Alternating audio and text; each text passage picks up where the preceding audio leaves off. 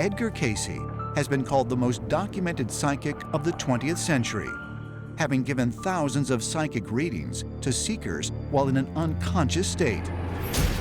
He was known for diagnosing illnesses and for revealing information about the past and future. In July of 1932, Edgar Cayce predicted that between the years of 1998 and 2015, a new humanity would emerge. According to him, this highly evolved group of humans, referred to as the fifth root race, would be capable of great powers that would benefit humankind. These children, he said, would be super advanced humans with extrasensory capabilities. They'd be psychic. They might have the ability of telekinesis, the ability to move objects with their minds. And Cayce said that they would actually be able to trace their lineage back to the ancient world. What Edgar Cayce was getting in his future visioning was a transformed society. And that is the same kind of vision that the Hopi ancestors have handed down, their oral tradition, that there will be a transition from current corrupt fourth world to a much better, kind, just, peaceable, environmentally sensitive, made-over society. Edgar Cayce was talking about star children, manipulated genetically by ETs, planted on this planet for some future event. I think Cayce saw it in his trances, and it's happening now. Is it possible Edgar Cayce foretold of the coming of star children, advanced beings that can be traced back throughout ancient mythology?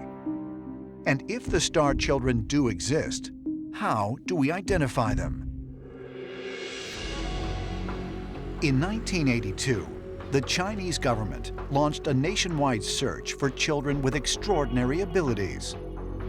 Some of the talents they looked for were psychic powers, telekinesis, and the ability to manipulate time and space. There was one girl who could wave her hands over a bush that had buds of flowers on it and spontaneously accelerate time so that the flower buds popped open right in front of everyone's eyes. Some could read while blindfolded. Some could move objects telepathically. We don't know what became of these children because this was some years ago now, but the fact that the research was done and something was identified seems to bolster Cayce's prophecies. The question then becomes, where does this extrahuman function come from? Is it some part of our extraterrestrial DNA that's been activated by the process that the Chinese put them through? Could we actually see a new, higher functioning, more advanced, superior human being in our future? In total, the Chinese identified more than 100,000 children who had what researchers refer to as extra-human function, or EHF. Is it possible, as some ancient astronaut theorists suggest, that this is evidence that the star children phenomenon is real? A lot of people believe that these star children that are coming into our world actually vibrate at a higher level of existence than most humans do. It's a higher level of connectivity, a higher level of sensitivity that allows them to connect into the collective consciousness in a way that most of us have forgotten how to do.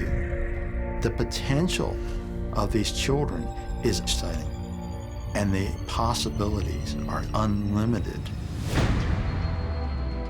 There are those who believe that human beings are going through an evolutionary leap, and that some children are being born today with special abilities that future generations will eventually all possess. But could they also have been sent here with a profound plan, perhaps one of extraterrestrial design? I believe that the star children, they have a mission from different parts of the universe, but I believe that they're here for a purpose, and I think one of them is to correct what has happened into the planet that we're on, Mother Earth. The timing of all these starseed children suddenly appearing with all these new attributes and gifts would make sense if alien creators would awaken these DNA strands in order for these starseed children to advance us into this new era of enlightenment.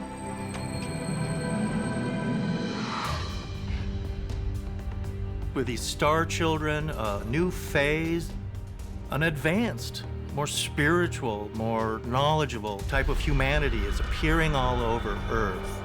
Won't this be really the end result of extraterrestrials manipulating us and helping us to grow and achieve the kind of civilization that the extraterrestrials have planned for us all along? Currently, there are 562 Native American tribes in the United States. Many of them, like the Navajo, Hopi, and Zuni, have stories of otherworldly beings visiting Earth.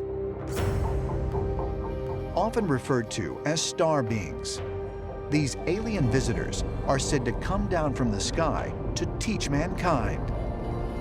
And in some cases, they are even said to mate with human women, resulting in the birth of star children. The stories of star children are quite common in Native culture. There can be quite a variety of forms of that sort of thing as well. But typically, there's a star and a human being that join together, and a child is born from that union. They were then cared for and raised by the Indian tribes until the age of 6, when the star beings would return and retrieve the star children and leave the entire tribe staring up into the night sky, wondering what had happened to them and where they'd gone. That's quite an interesting story in itself, to give birth to a star child and then have it taken from you. There's also the story of some star children had been left behind to become interwoven into the tribe. A lot of them later in life become elders, even at a very young age. And that's because they're believed to carry the ability or the knowledge to heal the earth. According to the Hopi people, a tribe of more than 18,000 living on a reservation in northeastern Arizona, it is the star children who will ultimately repair what they call the Koyani Skatsi, meaning a life of corruption and turmoil, or life out of balance. The Hopi believe the earth is out of canter. It's not balanced any longer. And it's these star children that live among the Hopi that advise even the elders on how to put the earth back into balance again. The star kids' job as they grow up is going to be not only to inherit the earth, as the phrase goes, but to reform the earth, to remake human society.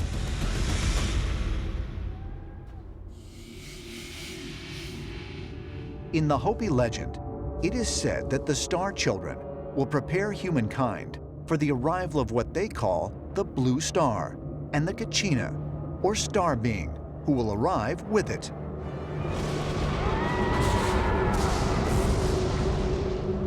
There's a lot of debate what the blue star is. But when the blue star comes, it will crash to the earth. This dwelling place in the sky will crash to the earth. And the blue star Kachina will take off his mask in the village plaza. And that will be the end of the fourth world. Many Hopi refer to the blue star as a house in the sky, leading some ancient astronaut theorists to suggest that this prophecy is a reference to the impending arrival of extraterrestrial life. Some Hopi refer to the blue star as a house in the sky or a dwelling in the firmament that one day will descend from the stars amidst a fiery crash. Now, what does this mean? To me, what is described here might be the eventual arrival of extraterrestrial craft. The day they will return will change mankind's history forever, because then the truth will be revealed to the masses in one instant for everyone to see. Woolpit Village, the 12th century AD. Two small children mysteriously appear near the opening of a cave. A boy and a girl speaking in a language that is indecipherable. But even more odd, their skin is green. The farmers in the area who were harvesting vegetables came upon these two children. Their skin was green, and their clothing was said to be made of a strange fabric. It was a fabric unfamiliar to the people who were describing them. The children are immediately whisked off and put into isolation from the rest of the village for several days because no one is sure if they're actually human.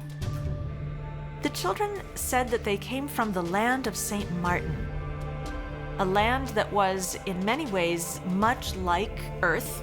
They described the place that they came from as not being as bright as our land is. There was no bright sun, there was no dark night, but it was a sort of twilight land with the sky the color of early evening. Prominent 12th century historian William of Newburgh included a detailed account of the Green Children in his major work, History of English Affairs. He noted that they eventually acclimated to their new environment. The children gradually became part of the community. The boy, the younger of the two children, died, but the girl survived, and there's some serious tracking of her descendants, indicating that she is a real person in history. Many theories have been proposed as to where exactly these children came from. The most popular theory seems to be that they came from another planet. A planet with a different type of orbit, a planet that was not exposed to the sun. Mount Olympus, Greece. It is here that the Greek gods known as the Olympians were said to reside. According to the ancient Greek stories, the Olympians often came down from Mount Olympus to intervene in the lives of mortals, aiding them in war, teaching them valuable skills like how to make fire and create weapons, and even mating with them. There are many, many myths of Zeus having sexual relationships with mortal women, and the mortal women then giving birth to these exceptional children. For example, Heracles, also known as Hercules, is one of the children of Zeus. His mother was Alcmene, who was a mortal woman, and Zeus approached her disguised in the form of her husband. And as a result, she became pregnant and she gave birth to the great hero, Hercules. One of the aspects of these sexual relationships between gods and humans is that the woman is almost always pregnant as a result of it. One of the most well-known of these encounters between gods and mortals is the story of Zeus and Leda, a pairing which produced Helen of Troy, the woman whose beauty was said to be the cause of the Trojan War.